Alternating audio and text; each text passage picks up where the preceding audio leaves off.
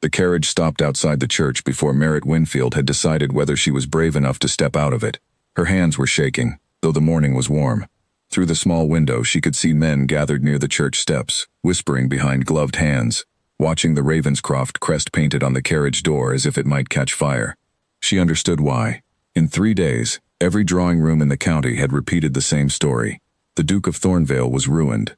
His father had left behind debts no one could pay, and a broken engagement that had humiliated a powerful family. Cassian Ravenscroft needed a marriage that would silence the gossip before it swallowed him whole, and he needed it now. Merritt was the answer no one expected. A vicar's daughter with no fortune, no title, and no scandal attached to her name. That last part mattered more than anything else. She was clean, untouched by rumor. Exactly what a desperate duke required to prove to the world that his family could still be trusted. She had agreed to marry him 5 days ago, in a small parlor that smelled of beeswax and old paper, with her father sitting stiffly beside her, and a solicitor reading terms aloud as though they were discussing the sale of land. She had said yes before she let herself think too long about why. There were reasons she kept locked inside her, reasons that made this offer feel less like rescue and more like escape. She needed to disappear from her old life quickly, and marrying a duke was as far from that life as she could possibly get. The carriage door opened. A footman offered his hand. Merritt stepped down into the sunlight, and the whispering stopped all at once, replaced by a silence that felt heavier than the noise before it. Cassian was waiting at the top of the steps. He was taller than she remembered from their single brief meeting, and colder. His dark coat was perfectly tailored, his expression unreadable, as if he had trained his face for years to give nothing away. He did not smile. He did not step forward to greet her. He simply watched her climb the stairs toward him, his jaw tight, his eyes distant, a man enduring something rather than choosing it. "Miss Winfield," he said, when she reached him. "Your Grace, shall we finish this?" It was not a question. He offered his arm, and she took it, and together they walked into the church, where a small, hurried ceremony would bind their names together for the rest of their lives. There were no friends in the pews, no family beyond his mother, seated in the front row with her spine straight, and her lips pressed into a thin line of disapproval. There was only a vicar reciting words that meant everything and nothing, and 2 strangers repeating vows they had agreed to say only days before. When it was over, Cassian did not kiss her. He simply nodded, took her hand, and led her back outside to face the crowd that had gathered to witness the Duke's salvation. The ride to Thornvale Manor took most of the afternoon. Cassian said little. He looked out the window the entire way, his thoughts clearly somewhere far from the woman sitting across from him. Merritt studied him without meaning to. There was something guarded in the way he held himself, something beyond the simple strain of a forced marriage. A grief he was keeping carefully folded away, tucked behind duty and formality, the way a man hides a wound he does not want examined. "You do not have to pretend to be pleased," she said finally, unable to bear the silence any longer. His eyes flicked to hers, surprised. "I was not aware I was pretending anything. You have not looked at me since the church. I am looking at you now. That is not the same thing." Something flickered across his face, gone before she could name it. He turned back to the window. "This marriage exists to solve a problem, Miss Winfield. It does not require affection. I would rather we understand that plainly from the start, so neither of us waste time hoping for something the other cannot give." The words stung more than she expected, though she told herself they should not. She had entered this arrangement with her eyes open. She had not asked for warmth, and yet something in his tone, some buried exhaustion beneath the coldness, made her wonder if the wall he had built was meant to protect more than his pride. "Duchess," she said quietly, testing the word. "You will grow used to it." "Will I?" He did not answer. The carriage rolled on through green fields, toward a great house rising in the distance, its stone walls pale gold in the afternoon light, its many windows catching the sun like watching eyes. Thornvale Manor was beautiful in the way old, powerful things are beautiful. It did not invite. It simply existed, indifferent to whoever passed beneath its gates. Merritt felt the weight of it settle over her the moment the carriage passed through the entrance.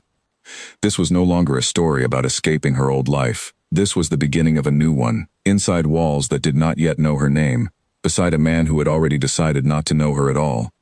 The servants lined up on the front steps to receive them, dressed in their finest, faces carefully neutral. A butler with silver hair and sharp eyes bowed low. A row of maids curtsied in perfect unison, and standing slightly apart from them, near the great oak doors, was a woman whose presence made the entire staff seem to stiffen further. The Dowager Duchess Theodora Ravenscroft did not curtsy. She did not smile. She looked at Merritt the way one might examine an unfamiliar insect that had wandered into a well-kept garden, uncertain whether to remove it or simply watch to see what damage it might do. "So this is her," Theodora said, addressing her son as though Merritt could not hear. "Mother." "A vicar's daughter." She said the words as if tasting something bitter. How fitting, for a family fallen so far. "That is enough," Cassian said, his voice low but firm. Theodora's eyes moved slowly over Merritt's traveling dress, her plain bonnet, her hands still clasped tightly in front of her. "I hope for your sake that you understand what you have married into. This house does not forgive weakness, and it does not forget where people come from." She turned and swept back into the house without another word, leaving Merritt standing on the steps with her cheeks burning and her chest tight. "Do not mind her," Cassian said quietly, though his voice carried no real comfort in it. "She has never forgiven anyone for anything. You will simply be added to the list." "That is meant to reassure me?" "It is meant to be honest." He gestured toward the open doors. "Come, I will have someone show you to your rooms." Merritt's rooms were on the eastern side of the house, far from Cassian's own chambers, connected by a long corridor lined with portraits of Ravenscroft ancestors, who all seemed to share his same guarded eyes. A young maid named Nessa Combe was assigned to attend her, a cheerful girl with quick hands and an even quicker tongue, who seemed the only person in the entire house willing to look Merritt directly in the eye and smile.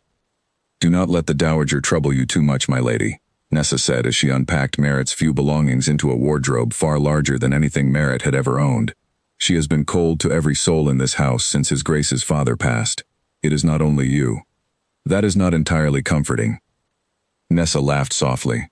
"No, I suppose not. But it is true, and true things are often more useful than comforting ones." Merritt liked her immediately. In a house full of careful, watchful faces, Nessa's honesty felt like a small window left open in a room that had been sealed shut for years. That evening, dinner was a quiet, formal affair. Cassian sat at the head of the long table, Theodora at the opposite end, and Merritt somewhere in between, caught in the cold current running between mother and son. Conversation was sparse and stiff, confined to the weather, the state of the roads, and brief, clipped remarks about household matters. Merritt found herself watching Cassian more than eating, trying to read the man beneath the title. The person who existed before duty had carved him into something so guarded. Once, just once, she caught him watching her in return, his expression unreadable, before he looked away and reached for his wine. After dinner, as she walked back toward her rooms alone, she passed an open door she had not noticed before, half hidden behind a heavy curtain at the end of a side corridor. Inside, she glimpsed a narrow staircase leading upward into darkness, dust thick on the steps, as though no one had climbed them in a very long time. "That door stays closed," a voice said behind her, sharp enough to make her jump. It was Cassian, standing a few feet away, his face unusually pale in the candlelight. "I was simply curious," Merritt said. "Where does it lead?" "Nowhere that concerns you." He stepped past her and pulled the curtain fully closed, blocking the staircase from view entirely. "I would ask you not to wander this house unescorted, Miss Winfield. It is easy to get lost in a place this large. It is my house now as well, is it not? As your wife." Something hardened behind his eyes, quick and sharp, like a door slamming shut. "Some parts of it are mine alone. I would appreciate you respecting that." He walked away without waiting for her answer, leaving her standing in the dim corridor beside the curtained staircase, certain that whatever lay beyond that closed door mattered to him far more than he wanted her to know. Later, lying awake in her unfamiliar bed, staring up at a ceiling painted with faded gold stars, Merritt turned the moment over in her mind again and again. She had married a stranger to solve a scandal neither of them had chosen. She had expected coldness. She had expected distance. She had not expected to find, so quickly, a locked door guarding a secret that clearly still had the power to hurt him. She thought of her own secrets, folded away just as carefully behind her calm exterior, and wondered, for the first time since agreeing to this marriage, whether she and the Duke of Thornvale might have more in common than either of them realized. Somewhere below, in the depths of the great house, a clock struck midnight, and Thornvale Manor settled into silence around its two newest inhabitants, each one keeping watch over a past the other had not yet earned the right to see. The first weeks of the marriage settled into a rhythm that felt less like a life and more like a performance both of them had learned to give without rehearsal. Cassian left early each morning to meet with solicitors and stewards, buried in ledgers that told the story of exactly how deep his family's ruin ran. Merritt filled her days learning the enormous house, walking its long galleries, memorizing the names of servants who bowed to her with careful, uncertain respect, unsure whether the new duchess deserved warmth or wariness. She saw Cassian mostly at dinner, where conversation remained thin and formal, and Theodora's sharp eyes tracked every gesture Merritt made, searching, it seemed, for evidence that the vicar's daughter did not belong among them. "You hold your fork incorrectly," the dowager said one evening, without looking up from her plate. Merritt glanced down at her hand. "I was not aware there was an incorrect way. There is a correct way for everything in this family. You would do well to learn it quickly, before you embarrass my son in front of people whose opinions actually matter." "Mother," Cassian said, a warning edge in his voice. "I am simply preparing her, Cassian. Better she hear it from me in private than from Lady Fenwick at the harvest gathering next month." Merritt kept her chin lifted, refusing to let the sting show on her face. "Thank you for your guidance, Your Grace. I will endeavor to learn quickly." Theodora's eyes narrowed slightly, as though she had expected tears rather than composure, and had not decided yet whether the composure pleased or unsettled her. It was in the second week that Lord Osric Bellingham arrived at Thornvale, uninvited but welcomed with cool formality, as family so often is even when unwanted. He was Cassian's cousin, several years older, with an easy smile that did not quite reach his eyes, and a way of watching a room that reminded Merritt uncomfortably of a man counting coins that were not yet his. "Cousin," Osric said, greeting Cassian with a firm handshake and a smile that lingered a beat too long. "And this must be the new Duchess. The whole county is talking of nothing else." "I imagine they are," Cassian said flatly. "You must forgive my curiosity. A marriage arranged so quickly, to a bride so unexpected, one cannot help but wonder what circumstances demanded such haste." His gaze flicked toward Merritt, assessing, cataloging, "though I am sure there is a perfectly ordinary explanation."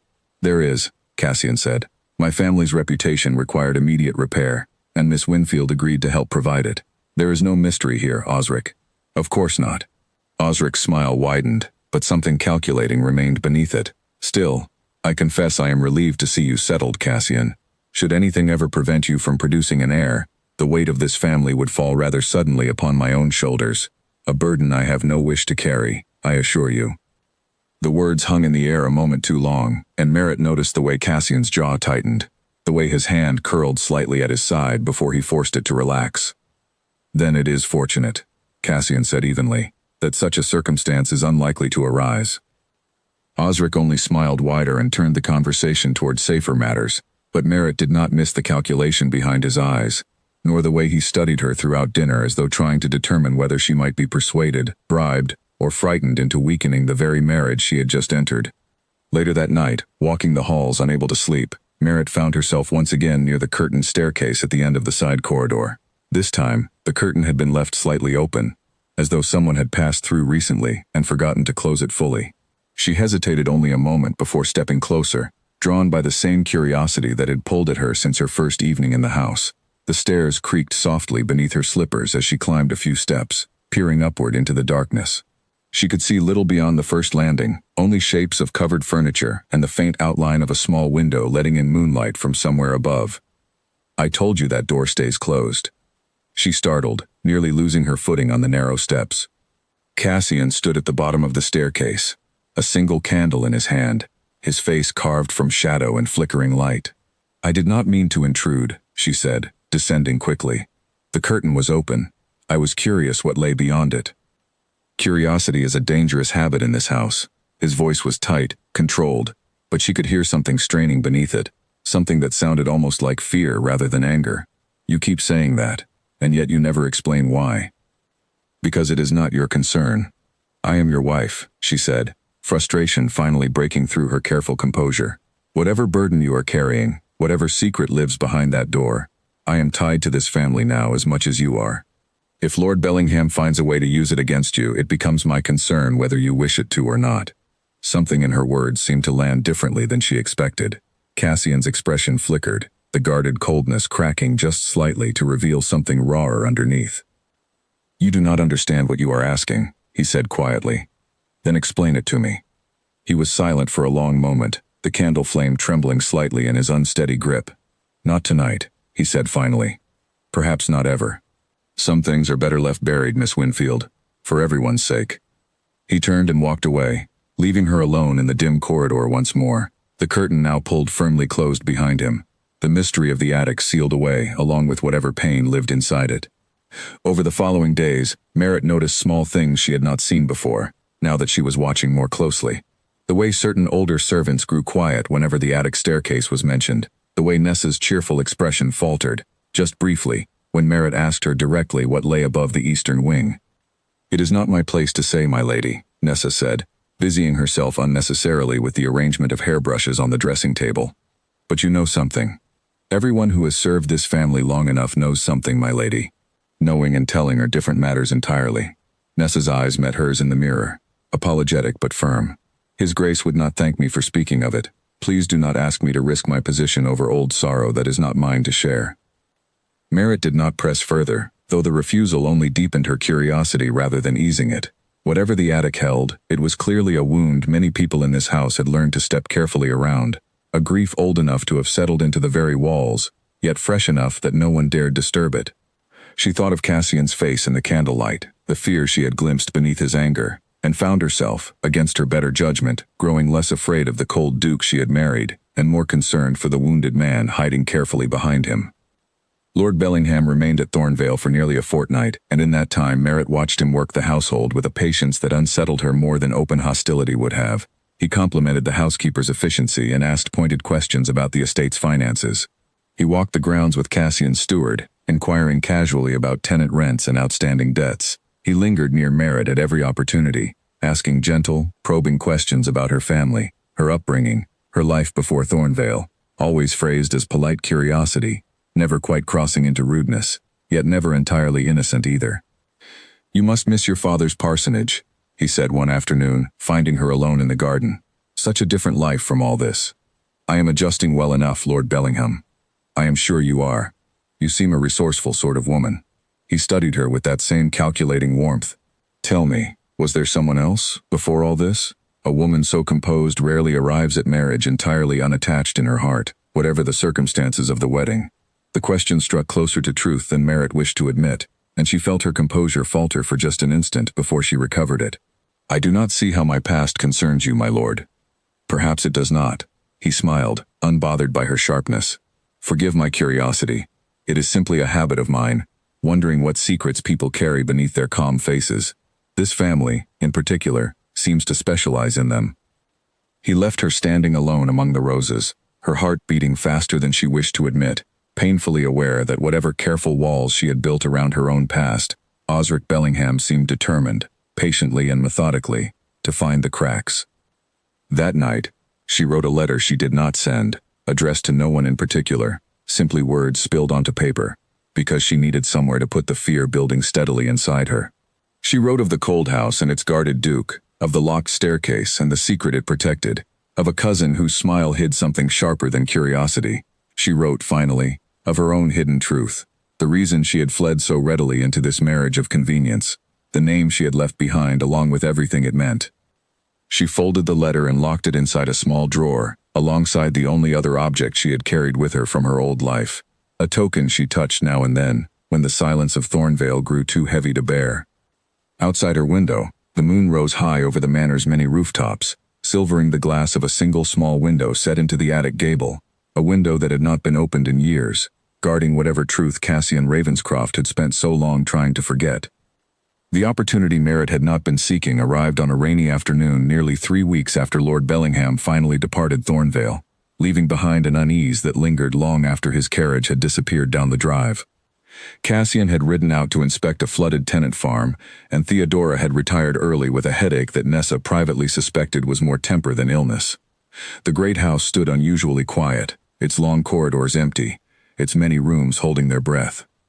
Merritt had been searching for the household ledgers, hoping to make herself useful by reviewing accounts the steward had mentioned needed sorting, when a maid mistakenly directed her toward a storage room on the eastern side of the house instead of the study.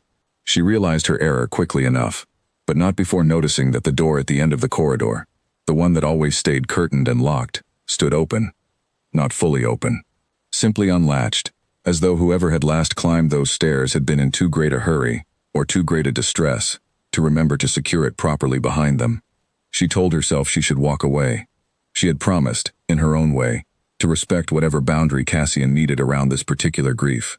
But 3 weeks of watching him flinch at the mere mention of the eastern staircase, 3 weeks of servants falling silent whenever the attic was named, 3 weeks of wondering what wound in her husband's past could possibly still bleed so freely, had worn her resolve thin. She climbed the stairs.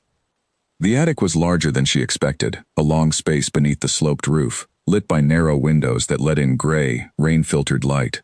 Dust lay thick over everything, undisturbed for what looked like years. Old furniture stood draped in white sheets like slumbering ghosts. Trunks were stacked along the walls, some marked with the names of Ravenscroft ancestors long since passed, others bearing no markings at all. One trunk, smaller than the rest, sat apart from the others near the far window, as though it had been placed there deliberately, separate from the general clutter of forgotten family history. Its leather was worn soft with handling, unlike the dust-caked trunks surrounding it. Someone came here often enough to keep this single trunk free of dust, even while the rest of the room gathered years of neglect. Merritt knelt before it, her heart beating unsteadily, some instinct warning her that whatever lay inside mattered more than she was prepared for. The latch was simple, unlocked. She lifted the lid. Inside, resting on a square of faded blue cloth, was a pair of tiny shoes. They were exquisitely made, far too small for any child older than a few months, hand-stitched with careful, loving stitches that spoke of hours of patient work. The leather had softened with age but remained intact, and a small ribbon, once perhaps white, now yellowed with time, was tied around them, holding them together as a pair. Beneath them, folded carefully, lay a woman's handkerchief embroidered with initials that were not Ravenscroft, and a small portrait miniature of a young woman with dark hair and gentle eyes, a woman Merritt had never seen before. Her expression caught somewhere between joy and sorrow in the artist's careful brushwork. Merritt lifted the shoes gently, turning them over in her hands, feeling the weight of the mystery settle heavily in her chest. A child. There had been a child, or the promise of one, connected somehow to this house, to this family, kept hidden away in a locked attic that no one was permitted to enter. I told you to stay away from here. Cassian's voice, when it came, was not angry. It was worse than anger. It was raw, stripped bare of the careful control he wore like armor every other hour of every other day. He stood in the attic doorway, still in his riding coat, rain-damp and wind-tossed, his face white with something far deeper than irritation. Cassian, put them down. His voice cracked slightly on the words, and he crossed the room quickly, taking the shoes from her hands with a gentleness that contradicted the sharpness of his tone, as though even now, even in his distress, he could not bear to handle them roughly. I did not mean to intrude, Merritt said, rising to her feet. The door was open. I was looking for the ledgers, and I found myself here, and I saw the trunk was different from the others, and I— You had no right. He was not looking at her now. He was staring down at the shoes in his hands, his thumb tracing the small ribbon with a tenderness that made her chest ache. Then tell me whose right it is, she said softly. Tell me who they belong to, Cassian. Please, I am your wife. Whatever grief lives in this room, I would rather share the weight of it than continue guessing at its shape in the dark. For a long moment, he said nothing. The rain drummed steadily against the narrow windows, and dust motes drifted through the pale gray light between them, and Merritt thought he might simply turn and walk away again, sealing this door and this wound as tightly as he always had before. Instead, he sank slowly onto an old wooden chest, the shoes still cradled in his hands, and began, finally, to speak. Her name was Eleanor, he said quietly. Not a Ravenscroft. A gamekeeper's daughter, from the estate my family owned in the north, before my father sold it to cover his debts. I met her when I was 19, home from university, restless and certain I understood the whole of the world. She understood horses better than any groom on the estate, and she laughed at things I said that were not meant to be funny, and within a season I had convinced myself I could not live without her. He paused, his jaw tight, the memory clearly costing him something with every word. My father discovered us before I could work up the courage to tell him myself. He was furious, a gamekeeper's daughter, entirely unsuitable for the future Duke of Thornvale, regardless of what either of us felt. He forbade the match outright, and when he learned that Eleanor was carrying my child, his fury became something far colder. He arranged for her to be sent away, to a cousin's household in another county, with money enough to keep her silent and instructions never to contact our family again. I was not told until it was already done. Cassian, Merritt's voice was barely a whisper. I tried to find her, afterward, I wrote letters that were never answered, traveled to the address my father's solicitor provided, only to learn she had never arrived there at all. My father, it seems, had lied even about that small mercy, sending her somewhere else entirely, somewhere I was never permitted to trace. His hands tightened around the tiny shoes. These arrived at the house nearly a year later, sent anonymously, with no letter, no explanation, nothing but these shoes and a note bearing only her initials. I do not know if the child lived. I do not know if Eleanor herself survived whatever hardship my father's cruelty forced upon her. I have spent 8 years not knowing Merritt, and not permitted, by my own father's design and my own cowardice, to ever find out. The silence that followed felt enormous, filled with everything neither of them yet knew how to say. Merritt knelt beside him, close enough now to see the genuine grief carved into every line of his face, the guilt he had clearly carried alone for far too long. "You were 19, she said gently, "and your father held every advantage a father holds over a son who has not yet come into his own power. You could not have stopped what he chose to do. I could have tried harder. I could have refused the safety he offered me afterward, could have gone searching properly instead of accepting his lies and burying my grief in this attic, where no one would ever have to look at it, including myself. And what would that have accomplished, beyond destroying you as well?" Merritt reached out, laying her hand gently over his where it rested on the tiny shoes.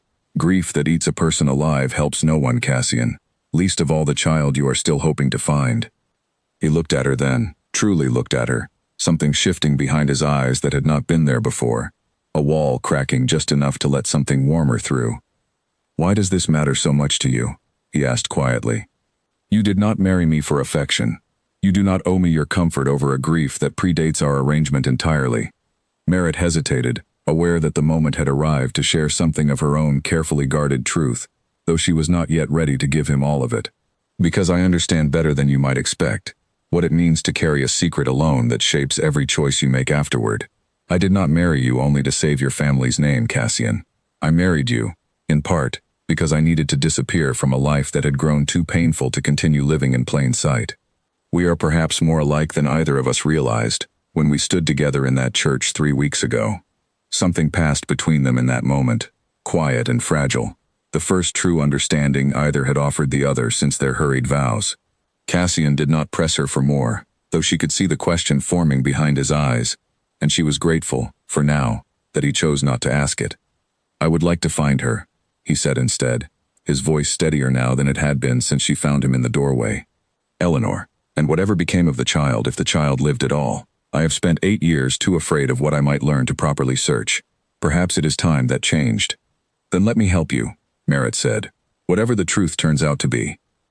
He studied her for a long moment, something like gratitude and disbelief mingling in his expression, as though he had genuinely not expected kindness to survive their arrangement, and was only now discovering that it might. "Thank you," he said finally, and though the words were simple, they carried more warmth than anything he had spoken to her since the day they married. Together they carefully returned the shoes, the handkerchief, and the small portrait to the trunk, though this time Cassian did not seal the room away entirely. He left the curtain drawn back, the door unlatched, as though some part of him had finally decided the grief no longer needed to be hidden quite so completely. Neither of them noticed, as they descended the narrow stairs together, the figure who had paused briefly in the corridor below before continuing on, having overheard just enough of their conversation through the thin attic floor to understand that the Duke of Thornvale carried a secret that could, in the right hands, unravel everything he had built to save his family's name. Lord Osric Bellingham smiled quietly to himself as he walked away, already calculating precisely how such information might be put to its most profitable use. In the days that followed, something in Thornvale Manor began, quietly, to change. Cassian sought Merritt out in the evenings now, not out of obligation but genuine wish for her company, and together they pored over old estate records, searching for any trace of where Eleanor might have been sent 8 years earlier. He wrote to his father's former solicitor, long since retired to a cottage near the coast, requesting any papers that might reveal the truth his father had worked so hard to bury. He questioned the older servants gently, carefully, watching for the flicker of recognition that might mean they remembered more than they had ever been permitted to say. Nessa, it turned out, remembered a great deal. "I was a scullery maid then, my lady. Barely more than a girl myself," she admitted one evening, when Merritt finally pressed her gently for whatever she knew. "I remember Miss Eleanor. Kind to the staff she was, never looked down on any of us the way some do. And I remember the night the old Duke's men came for her, bundling her into a carriage in the dark with barely a bag packed, weeping so hard she could scarcely stand. It was cruel, my lady, what was done to her. Cruel and cowardly both. Do you know where they took her? Nessa hesitated, glancing toward the door as though the walls themselves might carry word of her disloyalty back to the old Duke's memory. There was talk, among the staff, of a village near Ashcombe, where the old Duke had property he thought no one remembered. I cannot say for certain, my lady. It was only ever whispered, never confirmed, but it is more than his grace has had to go on in 8 years. It was enough. Within the week, Cassian had arranged to travel to Ashcombe himself, though he insisted, at first, on going alone. You do not need to carry this burden with me, he told Merritt the night before he was meant to depart. It is my grief to resolve, not yours. You said yourself we are meant to face whatever threatens this family together, Merritt replied, standing firm despite the exhaustion in his eyes. Let me come with you, Cassian. Whatever you find at the end of this journey, joy or sorrow, you should not have to face it alone. He studied her for a long moment, something warm and unguarded passing across his face before he nodded. Very well, we leave at first light. The journey to Ashcombe took the better part of 2 days, along roads made slow and difficult by recent rains. Merritt watched Cassian grow quieter with each passing mile, his composure fraying at the edges the closer they drew to answers he had spent 8 years too afraid to seek. She did not press him to speak. She simply sat beside him, offering her presence as the only comfort she could give, and found, somewhere along that long and winding road, that she had begun to care for this guarded, grieving man far more deeply than she had ever intended to allow herself. They arrived in the small village as the sun was setting, inquiring at the local inn about any woman named Eleanor who might have settled there some 8 years past. The innkeeper's wife, a stout, kindly woman with sharp eyes, studied Cassian's fine coat and the crest still faintly visible on their traveling case, and her expression shifted from polite curiosity to something more guarded. Eleanor Marsh, you mean, she said finally. I remember her well enough. Arrived here with nothing but a small bag and a belly already showing, poor soul. Kept to herself mostly. Took in sewing work to get by. A hard few years it was, for a woman alone with a babe and no family to speak of. Cassian's hand tightened around the edge of the table. Is she still here? In the village? The innkeeper's wife's expression softened with something that looked uncomfortably like pity. She passed, sir, near 5 years back now. A fever took her, sudden and cruel, the way fevers so often are. It was a hard thing, watching that little one left alone in the world so young. The words landed like a physical blow. Merritt saw Cassian's face go pale, his composure cracking entirely for the first time since she had known him, grief and guilt colliding violently behind his eyes. The child, he managed finally, his voice barely steady. What became of the child? A boy, sir. Healthy enough, thank the Lord, despite everything his mother suffered. He was taken in by the village schoolmaster and his wife. Good, kind people, unable to have children of their own. Raised him as their own son, they did, and loved him well, from everything I have seen of the boy over the years. Is he still here? Merritt asked, when Cassian seemed too overcome to speak further. Aye, down the lane, past the church. You would know him easily enough, if you passed him on the road. Has his mother's dark eyes, but there is something in the set of his jaw, and the way he carries himself, that has always struck me as familiar, though I could never quite place where I had seen it before. Cassian was on his feet before the innkeeper's wife finished speaking, his hands trembling as he thanked her, and turned toward the door, Merritt following quickly behind him into the gathering dusk. They found the schoolmaster's cottage exactly where the innkeeper's wife had described, a small, tidy home, with smoke curling from its chimney, and warm light glowing in its windows. Cassian stopped several paces from the gate, suddenly unable to make himself move any closer, his entire body rigid with a fear that 8 years of careful control had never fully prepared him to face. What if he does not wish to know me? He asked quietly, more to himself than to Merritt. What if I arrive on his doorstep after all this time and find only resentment for a father who was never there, who let his own child grow up believing himself abandoned? Merritt stepped closer, taking his hand gently in hers. Then you will earn whatever trust he is willing to offer, slowly and honestly, the way any parent must. But you will never know, Cassian, if you stand at this gate and turn away now. You have carried this grief long enough. It is time to finally set it down, one way or another. He looked at her for a long moment, something raw and grateful passing across his features, before he nodded and finally opened the gate. The schoolmaster, a gentle, graying man named Edric Halworth, answered their knock with evident surprise, quickly turning to caution when he took in the fine quality of their traveling clothes and the unmistakable crest on Cassian's signet ring. "Your Grace," he said carefully, once introductions had been made and the purpose of their visit gently explained, "I confess I always suspected this day might come, though I had begun to hope, for the boy's sake, that it never would. He is a good lad, kind, clever, hard-working. My wife and I have loved him as our own these 5 years since his mother passed, and long before that too, if I am honest, for we were fond of him from his earliest days. I do not come to take him from you," Cassian said quickly, earnestly.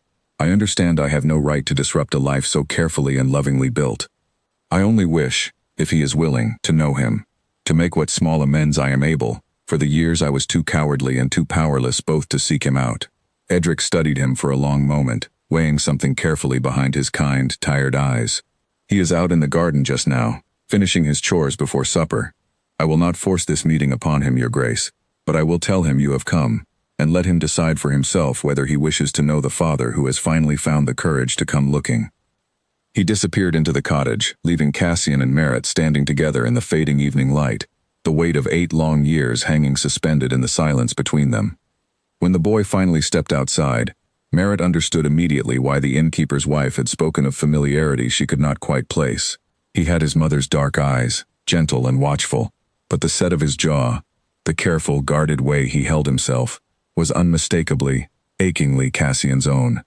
He could not have been more than 7 or 8 years old, small and solemn, studying the strangers at his gate with a wariness that had clearly been earned by a childhood already touched by more loss than any child should have to bear. "Edric says you knew my mother," the boy said finally, his voice steady despite his evident nerves. Cassian knelt slowly, bringing himself to the boy's eye level, his own eyes bright with tears he was visibly struggling to contain. "I did," he said softly.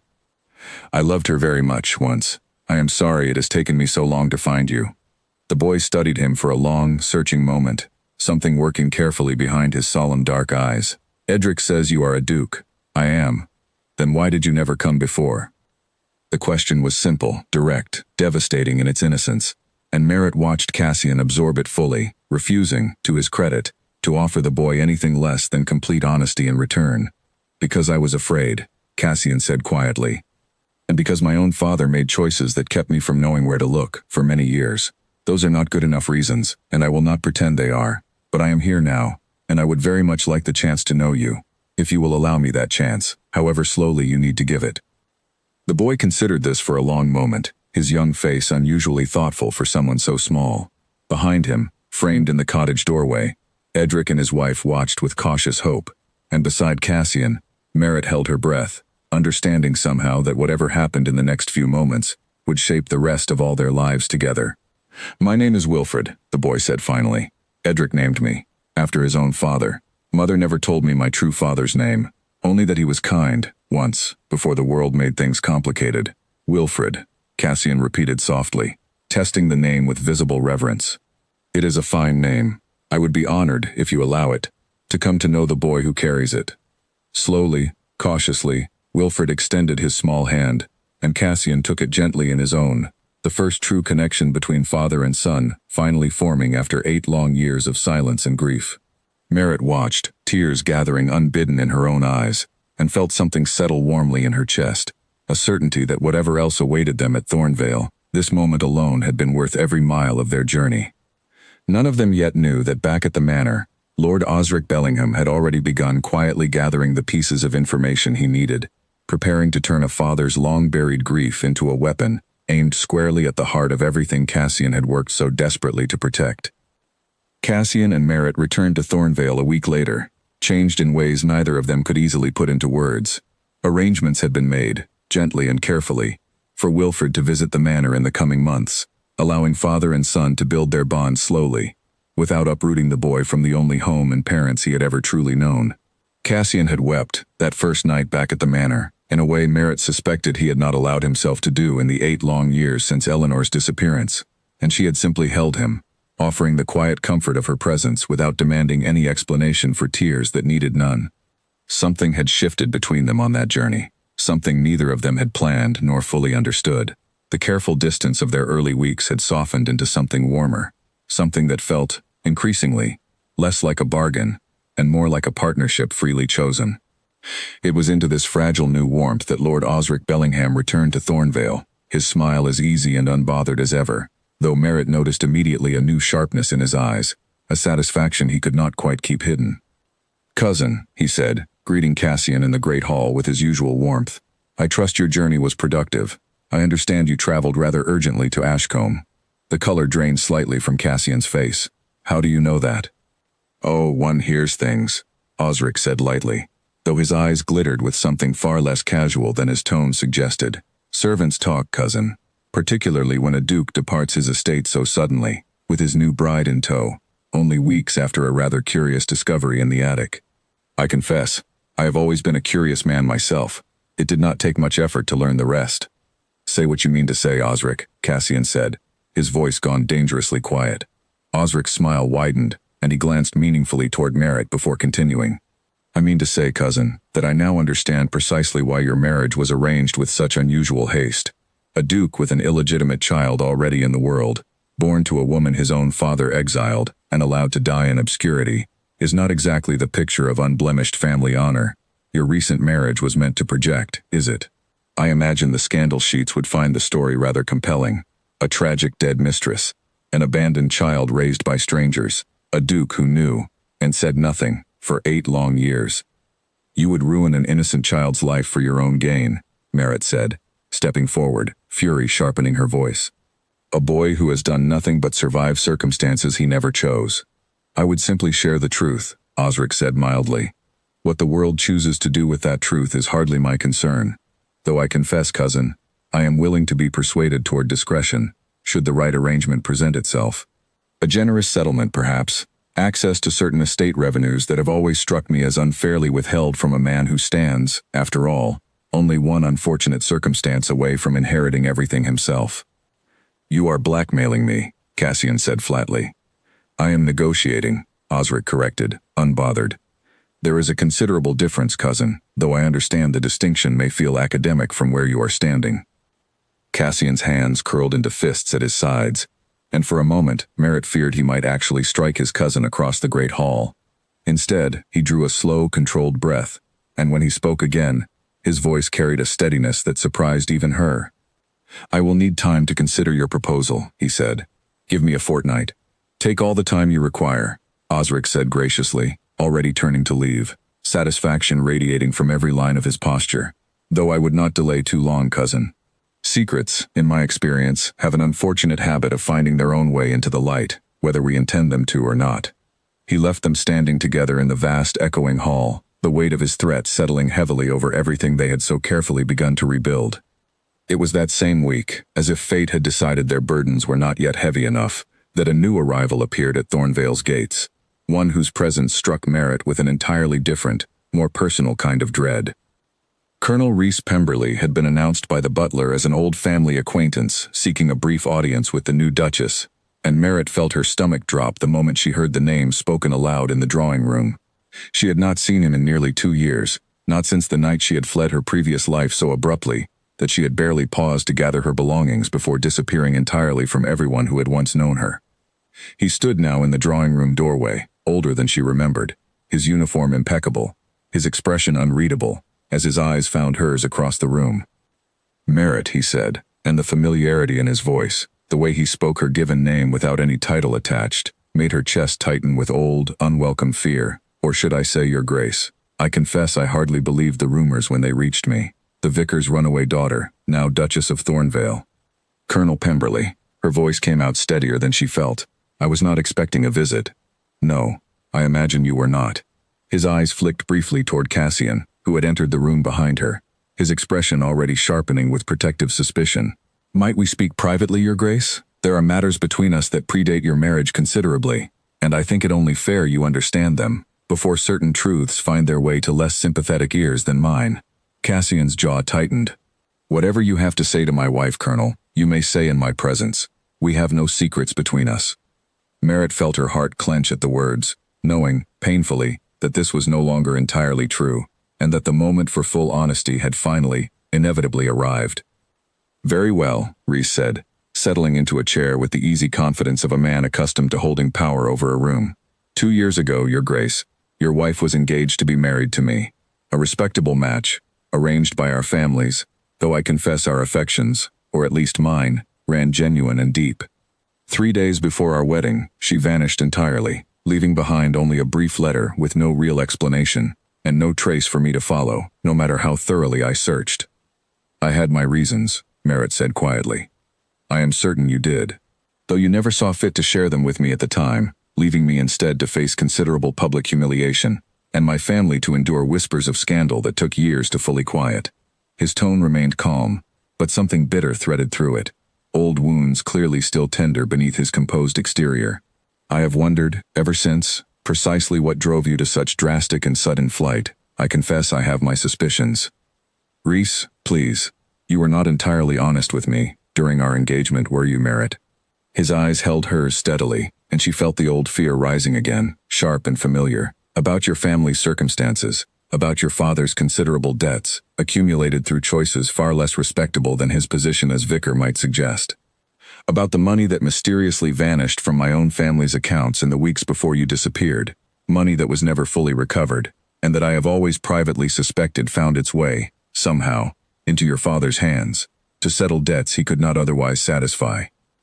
The accusation landed like a physical blow, and Merritt felt the blood drain from her face, aware suddenly of Cassian's sharp, questioning gaze turning toward her. That is not what happened, she said, her voice trembling despite her effort to keep it steady. I did not steal from your family, Reese. I fled, because I discovered, 3 days before our wedding, that my father had already secretly used my dowry, money meant for our marriage settlement, to pay debts he had hidden from me entirely, debts incurred through gambling losses he could not control. I fled not to steal, but because I could not face marrying you under false pretenses, bringing shame upon your family through no fault of your own, once the truth of my father's ruin inevitably came to light. And yet you never once thought to simply tell me the truth, Reese said, something raw finally breaking through his controlled composure. You let me believe you had simply abandoned me, without explanation, without courtesy, for 2 long years. I was ashamed, Merritt said, tears finally gathering in her eyes. Ashamed of my father's weakness, ashamed of the poverty and scandal that threatened to follow me wherever I went. I thought disappearing entirely was kinder than forcing you to choose between honoring an engagement to a ruined family or breaking it publicly and facing the scandal yourself. I was wrong, Reese. I see that now. But I did not steal from you, and I will not stand here and be accused of it. The room fell into tense silence, broken finally by Cassian, who stepped forward to stand protectively beside Merritt, his earlier suspicion visibly softening into something steadier and more resolute. Colonel, he said evenly, whatever occurred between you and my wife 2 years ago is, I think, a matter of old grief and old misunderstanding, rather than any crime deserving public accusation. I would ask that you consider carefully what purpose it would serve now to drag such private pain into public scandal, beyond satisfying whatever wounded pride still lingers from an engagement that ended, however painfully, for reasons that were never truly her fault. Reese studied Cassian for a long moment, something shifting slowly behind his controlled expression. You defend her readily enough, Your Grace, for a marriage arranged out of scandal and necessity rather than affection. Perhaps it began that way, Cassian said, glancing toward Merritt with a warmth that made her breath catch. It has become something else entirely since. Something in Reese's rigid posture finally eased, old anger giving way, slowly, to something closer to weary understanding. I did not come here intending real harm, Your Grace. I confess I came seeking answers I have carried unresolved for 2 years, and perhaps some small measure of justice for wounded pride that has never fully healed. But I have no genuine wish to see an innocent woman publicly ruined over a father's private failures that were never truly hers to carry. Then we understand one another, Cassian said quietly. Reese rose, straightening his uniform with careful precision, though his eyes lingered on Merritt a moment longer, something unresolved, still visible in his gaze. I will trouble you no further, Your Grace, though I would ask, Merritt, for whatever it is worth after all this time, that you understand the pain your silence caused me. A simple truth, spoken honestly 2 years ago, would have spared us both considerable grief. I know, she said softly. I am sorry, Reese, truly. He nodded once, and left them standing together in the drawing room, one crisis quietly resolved even as another, far more dangerous, continued to gather force beneath the surface of the household. That evening, alone in their private sitting room, Cassian turned to Merritt with an expression that held more understanding than judgment. "You might have told me," he said gently, "about your father, about the colonel. I would not have thought less of you for it." "I was afraid," Merritt admitted. "Afraid that if you knew the full truth of how ruined my family truly was, you might reconsider the entire arrangement before it ever had the chance to become something real." "And has it become something real?" he asked quietly, searching her face with a hope he could not quite hide. "I believe it has," she said softly. "For me at least." "For me as well," he said, taking her hand gently in his own. "Which is precisely why I find myself unwilling to let Osric's threats destroy what we have only just begun to build. Whatever it costs us, Merritt, I intend to face him honestly, rather than allow him to hold this family hostage to old secrets any longer." "Then let us face him together," she said, "as we faced Ashcombe, as we faced Reese tonight. Whatever the cost, Cassian, I would rather stand beside you in the truth than hide behind comfortable lies any longer." He studied her for a long moment, something fierce and grateful passing across his face, before he drew her gently into his arms, the fortnight ahead stretching before them heavy with uncertainty, but for the first time since their hurried wedding vows, neither of them faced it entirely alone. The fortnight passed quickly, each day bringing them closer to a reckoning neither could avoid. Cassian spent long hours with his solicitor, quietly gathering evidence of his own, for he had begun to suspect that Osric's sudden interest in exposing old scandal was not born purely of moral outrage or family concern. A man so eager to profit from another's grief, Cassian reasoned, was rarely a man whose own affairs remained entirely honest. His suspicions proved well-founded. Within days, his solicitor uncovered a troubling pattern in Osric's finances, debts far larger than his modest income could explain, mounting gambling losses at clubs across London, and worse, evidence of funds quietly diverted from a trust established for Osric's own late sister's children, money that should have secured their future, and had instead vanished into his cousin's mounting obligations. "He is not simply a man seeking leverage," Cassian said grimly, reviewing the documents with Merritt late one evening. "He is a man drowning in debts of his own making, desperate enough to destroy an innocent child's reputation, rather than face the consequences of his own choices." "Then we expose him," Merritt said firmly, "before he has the chance to expose you." The Ravenscroft family had long hosted an annual harvest gathering, a grand affair drawing nearly every notable family in the county to Thornvale's Great Hall, for an evening of dancing, conversation, and careful social maneuvering. This year's gathering, scheduled for the very end of the fortnight Cassian had requested, presented the perfect stage and the perfect danger for whatever confrontation lay ahead. Osric arrived early, resplendent in his finest evening wear, his confidence radiating from every practiced smile he offered the assembled guests. He found Cassian near the refreshment table shortly after the dancing began, his expression carefully pleasant, though his eyes carried unmistakable expectation. "Well, cousin," he said quietly, drawing Cassian aside from the crowd, "the fortnight has ended. I trust you have given my proposal the careful consideration it deserves." "I have," Cassian said evenly, "and I have decided against it." Osric's smile flickered, surprise breaking briefly through his careful composure.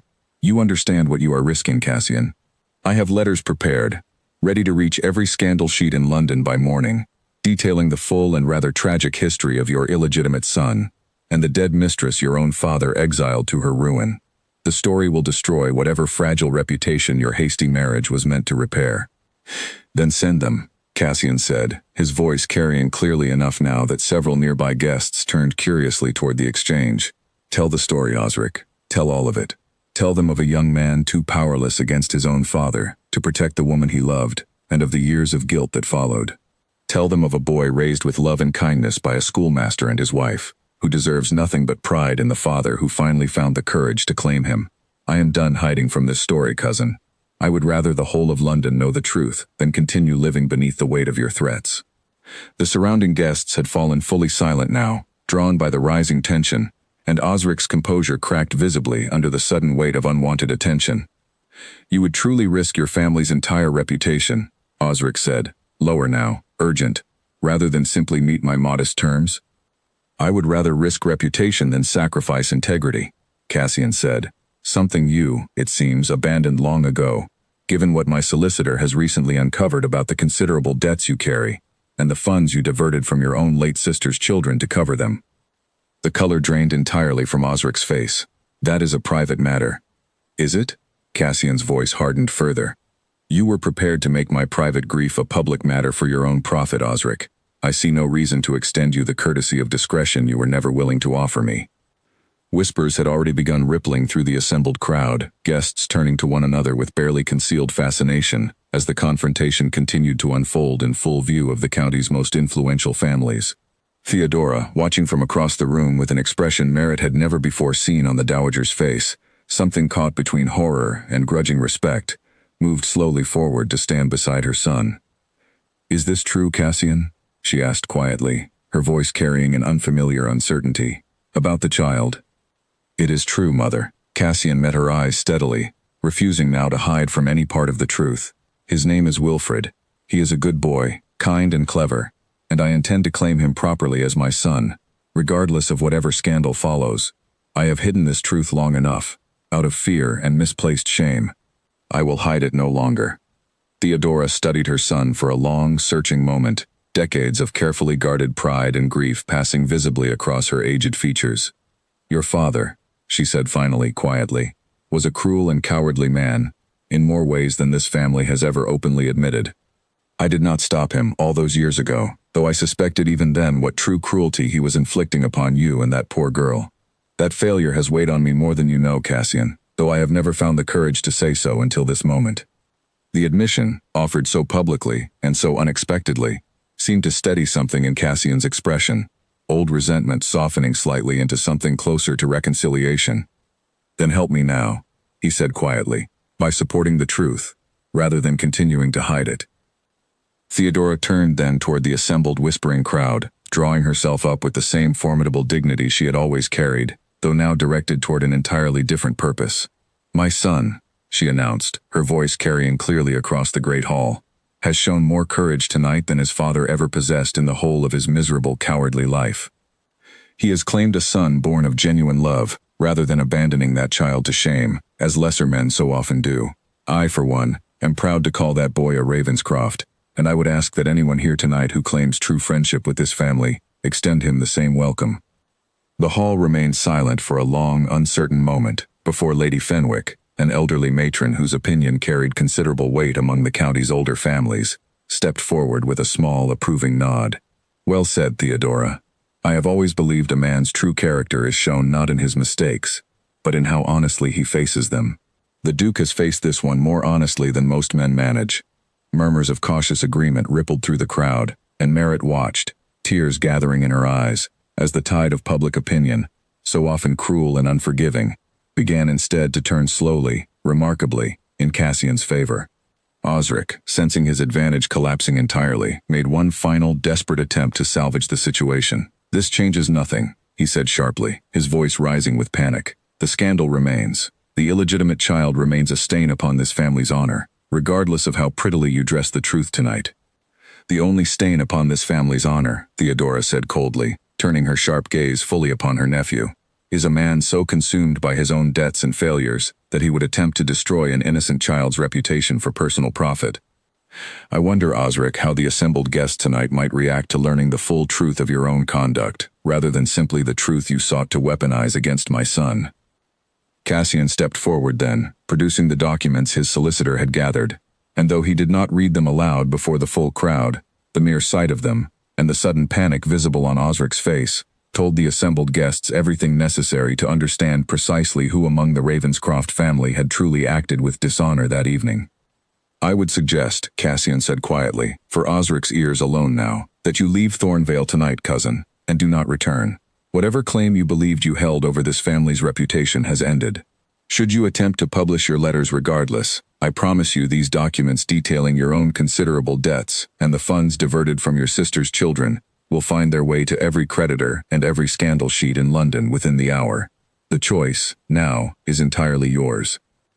Osric's face had gone the color of ash. All his careful calculation collapsed entirely beneath the weight of his own exposed dishonesty.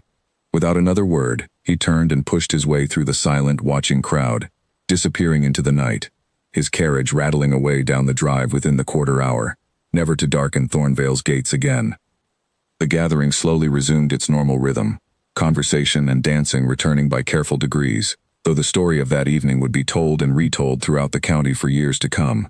The tale of a duke who chose honest reckoning over comfortable lies, and won, against every expectation, the very respect he had once feared entirely lost. Later that night, once the last guests had departed and the great hall stood quiet once more, Cassian found Merritt standing alone near the tall windows overlooking the moonlit grounds, watching the last carriage disappear down the winding drive. "You did it," she said softly, as he came to stand beside her. "You told the truth, and the world did not end after all." "I did not do it alone," he said, taking her hand gently in his. "I do not believe I would have found the courage, Merritt, without you beside me these past months. You have given me something I did not know I was still capable of wanting when we stood together in that church all those weeks ago as strangers bound only by necessity." "And what is that?"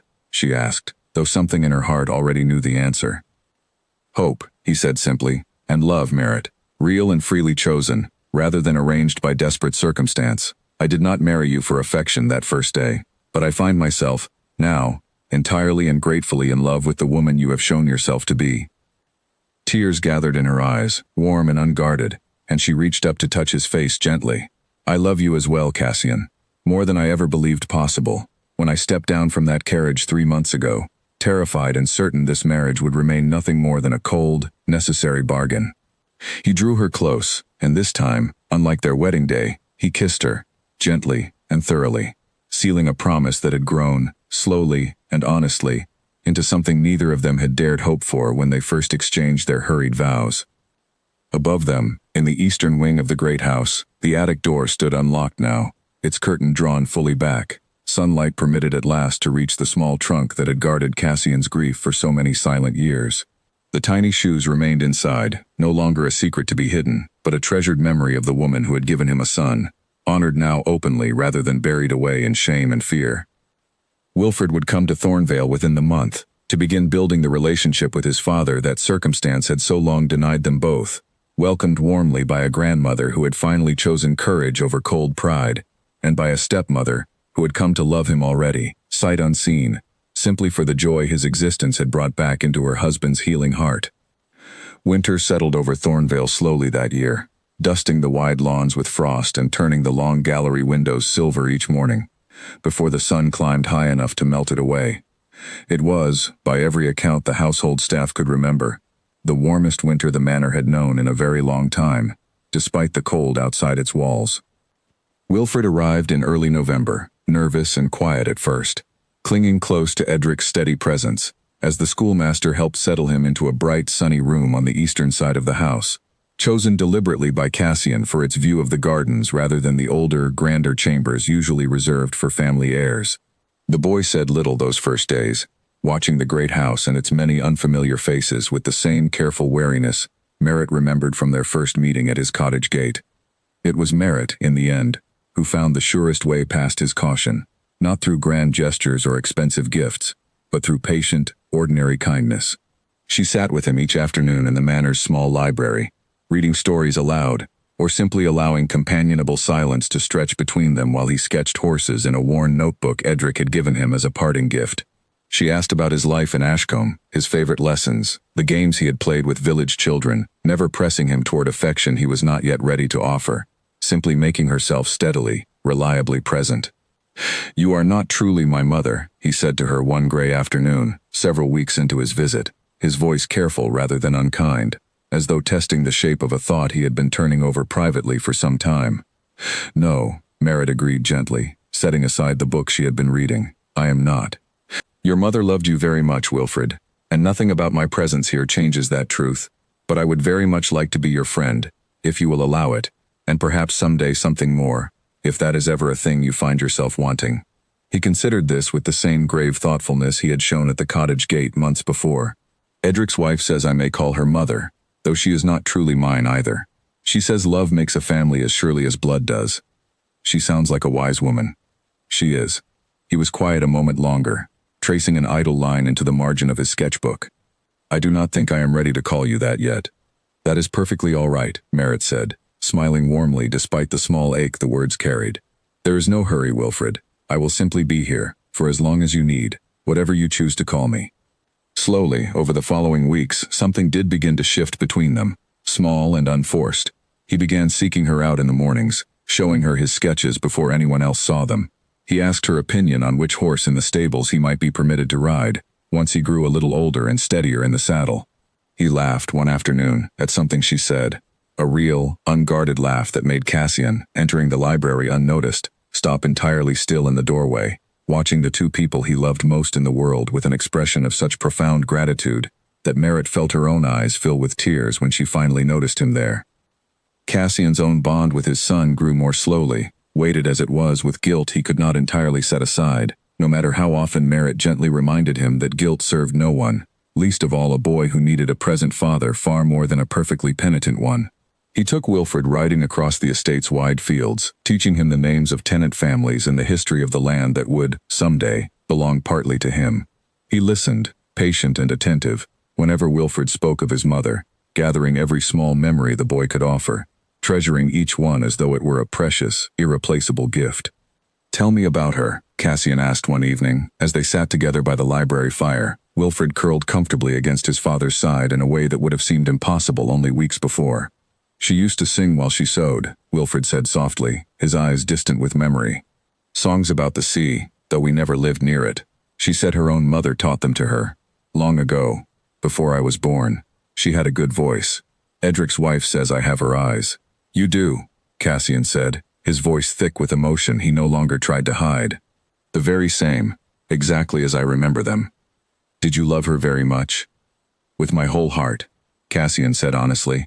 "As much as any young man is capable of loving, at 19, with the whole world still ahead of him, and no notion yet of how cruel it could sometimes be. I wish, more than anything I have ever wished for, that I had found a way to protect her properly, and to know you far sooner than I did." Wilfred considered this with his usual grave thoughtfulness. "Edric says wishing does not change the past. He says what matters is what a person chooses to do now, with whatever time remains ahead of them." "Edric," Cassian said, smiling despite the ache in his chest, "sounds like an unusually wise man." "He is," Wilfred agreed, echoing his earlier words to Merritt with the easy confidence of a child repeating a truth he had long since accepted as simple fact. "He says I am fortunate to have found a father willing to choose me now, even so late. He says many children never get even that much." The words settled something deep and unsettled in Cassian's chest. A permission, finally, to release the guilt he had carried for 8 long years, and simply, gratefully, embrace the son who had so generously chosen, in return, to forgive him. By spring, Thornvale Manor had become, in truth as much as in name, a genuine family home, filled with laughter that had been entirely absent during Merritt's first cold weeks within its walls. Theodora, to everyone's quiet astonishment, had softened considerably toward her grandson, discovered, somewhat to her own surprise, that she rather enjoyed teaching him the correct use of a fork after all, delivered now with far gentler patience than she had ever extended to Merritt during those early uncertain days. "He reminds me of Cassian, at that age," Theodora admitted to Merritt one quiet afternoon, watching Wilfred race across the lawn with 2 of the gardener's children, his laughter carrying bright and clear through the open window. "Before his father's cruelty taught him to guard himself so carefully. It is good, I think, to see that openness return to this family, however unexpected its path back to us." "It is," Merritt agreed softly. "I am glad you have found room in your heart for him, Theodora." The dowager's expression softened further, an unfamiliar warmth crossing her aged features. "I was cruel to you, those first weeks, when you arrived here as little more than a frightened stranger. I judged you for circumstances that were never truly your fault, much as my late husband once judged Eleanor for sins that existed only in his own narrow, cruel imagination. I am sorry for that, Merritt." "Truly. Thank you," Merritt said, genuinely moved by the admission. "It means a great deal, to hear you say so." "You have made my son happy," Theodora continued, "happier than I believed possible, after everything his father's cruelty cost him. That is no small thing, and I do not intend to take it for granted any longer." Colonel Pemberley wrote once more, some months later, a brief, formal letter conveying news of his own recent engagement to a respectable young woman from a neighboring county, along with a quiet, sincere wish for Merritt and Cassian's continued happiness. Merritt read it with a gentle, wistful smile, grateful that old wounds, however painful, had finally begun to heal properly on both sides, freeing them each to move forward into futures no longer shadowed by past regret.